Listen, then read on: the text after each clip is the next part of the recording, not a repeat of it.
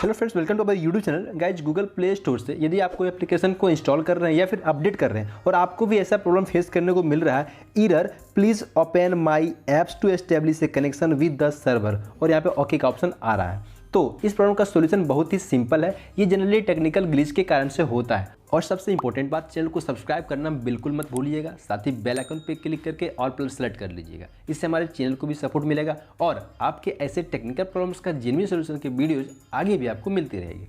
ठीक है, इसके लिए आप क्या करेंगे, आपके फ़ोन में जितने भी एप्लीकेशन है वहाँ पे आपको प्ले स्टोर का भी एप्लीकेशन मिल जाएगा। उस पर क्लिक करके रखेंगे और होल्ड करके रखेंगे तो यहाँ पे ऐप इन्फो का एक पॉपअप शो होगा।